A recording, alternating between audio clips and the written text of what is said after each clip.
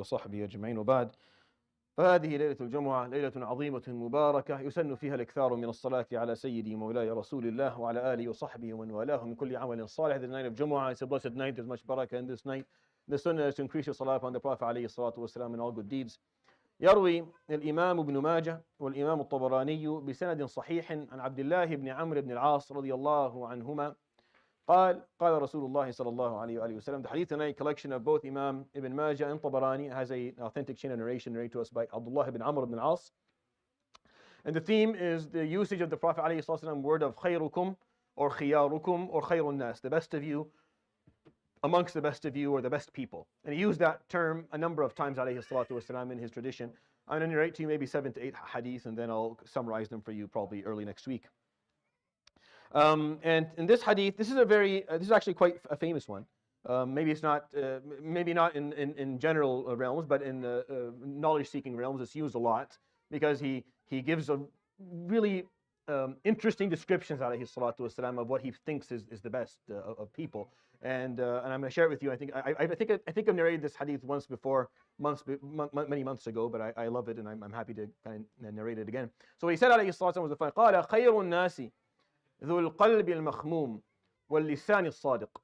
Said, but the best of people are the ones who have a qalb that is makhmoom, a heart that is makhmoom, and a lisan al-sadiq, which is a truthful or an honest tongue. You're probably asking a question. فالصحابة قالوا فما القلب المخموم? What is a makhmoom heart? And the word al-makhmoom comes from the root of kham. And that's when it's been cleansed so many times, or it's been liquid has been circulated in something so many times that there's really nothing left in it. I mean, there's no obstacles left. It's been there's so much friction has happened that there's really no there's no movement, like there's no edges left. Right? If you have like a surface and there's like ups and downs, and makhmoom, there's so many times that there's been movement on it that there's really no edges left. It's nice and shiny and smooth. And that's what the idea of the word is. So he used that term alayhi salatu wasalam, which is not a known term to the Arab. Al-qalb al-makhnoom is not actually a term that the Arab ever used. So they asked him, what do you mean? فقال هو القلب التقي النقي الذي لا إثم فيه ولا بغي ولا حسد. He said the qalb that is pure and pious, and there is no sin or hatred or oppression or envy in it. It's a heart that just doesn't have any of these bad things in it. It's not a heart that's envious. It's not a heart that hopes or wishes or longs for sin. It's not a heart that finds joy in oppressing others. It's a heart that is pure, that is filled with piety and fearfulness of its Lord. That's what he's talking about, alayhi salatu wasalam. But that's a heart that, because he used the word makhmoom, you have to understand that it didn't arrive that way. It wasn't delivered that way. No, a lot of work went into purifying it and smoothing its surface. It didn't come smooth. It's makhmoom. So it had to be smoothened over time so that it doesn't have all of these sharp edges that make it difficult for khayr to go through it.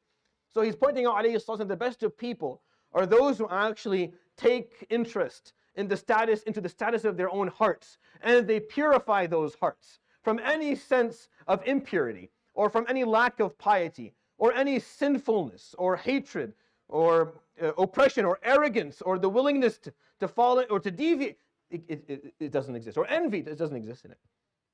The best of people are those who have made sure that their hearts have arrived at a position or a point or where they're pure, where they're makhmoom, and that their tongues are truthful, and they speak only the truth. قالوا فمن على أثره. But who's next in line? Because that's as if they're saying that's impossible. It's not impossible. That's hard. What's next? قال الذي يشنأ الدنيا ويحب الآخرة. The person who looks away from dunya and focuses and loves akhirah. I mean, they're just always trying to see what is it they can do to increase their amount of reward on the day of judgment, and they're not taken or distracted by dunya. فقالوا من على أثره. This is again, give us something that's قالوا فقال مؤمن في حسن خلق. A believer who has a little bit of a good character, has خلق حسن, just good character. treats people well. Honest, trustworthy, kind, easygoing, loving, just someone who has good character. You deal with them, you walk away feeling that was a good man. Good man. I can trust that person, doesn't rip us off, doesn't mistreat, doesn't talk me behind my back, does not come to me with two faces, is someone I can deal with as husn khuluq. Because the Sahaba, as you, felt that those first two were a little bit challenging. And they are. They're supposed to be. The things that I bring with you in these ahadith over these nights are supposed to be a little bit hard. Because he didn't say, this is the generic Muslim. He said, this is the best of the best. This is the creme de la creme. Like, this is the cream of the crop. This is the best. You want to be amongst those? Listen to what he has to say, alayhi salatu wasalam. There's a little bit of work there done. But those who have ambition and aspire to greatness, listen to him, alayhi salatu wasalam. I don't know why it is that we have no ambition when it comes to khair and to akhirah. And everyone I've spoken to throughout my life, I've spoken to everyone I speak to about in dunya, they want the 5-star home and the nice car and the vacation, the yearly vacations in the Bahamas. And akhirah, I just want to be pushed into Jannah. I just want to just maybe just rolled in. Of course we want to, but why this dexterity?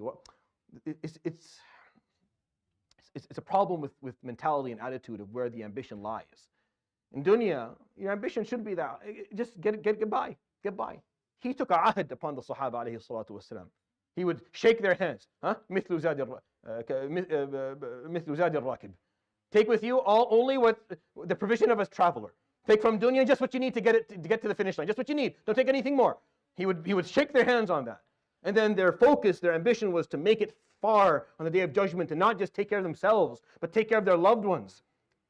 Take care of as many people from their family as possible, even those who are far away. That's why they had to be told, you can't, Ibrahim, your father, no, Rasulullah, your uncle.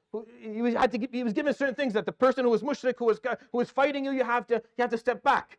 Because their ambition was, I'm going to take care of everybody. Ibrahim walked away from his father saying, don't worry, I take care of you. I'll take care of you. I'll do enough for the both of us. Subhanallah. Alayhi salatu wassalam ajma'in. It's a beautiful thing. Saying, I love you enough that I'll do enough for the both of us. I'll take care of you, Yawm al-Qiyamah. And some of them, they had to be told, you have to roll back a little bit because you can't overstep Allah subhanahu wa ta'ala's line. He may say this is too much and he'll say no. But everyone else, that was their ambition. They had aspirations. So when you hear the Prophet alayhi salatu say, khayrukum wa khiyarukum wa khayrun nas, listen to it. Listen to it, do it, aspire to that.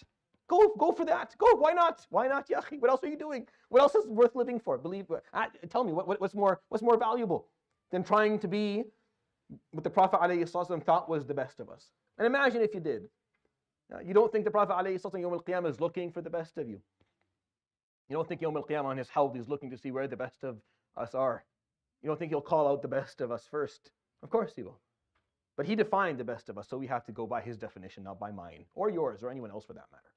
It's his definition. And that's why I think these ahadith are beneficial and beautiful. I'll narrate it one more time. يروي الإمام الطبراني والإمام ابن ماجه بسند صحيح عن عبد الله بن عمرو بن العاص رضي الله عنهما قال النبي صلى الله عليه وآله وصحبه وسلم خير الناس ذو القلب المخموم واللسان الصادق. قالوا ما القلب المخموم؟ قال هو القلب التقي النقي الذي لا إثم فيه ولا بغي ولا حسد.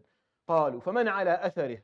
قال الذي يشنأ الدنيا ويحب الآخرة. قالوا فمن على أثره؟ قال مؤمن في حسن خلق. صدق رسول الله صلى الله عليه وسلم. سبحانك وبحمدك أشهد أن لا إله إلا أنت أستغفرك وأتوب إليك وصلى الله وسلم وبارك على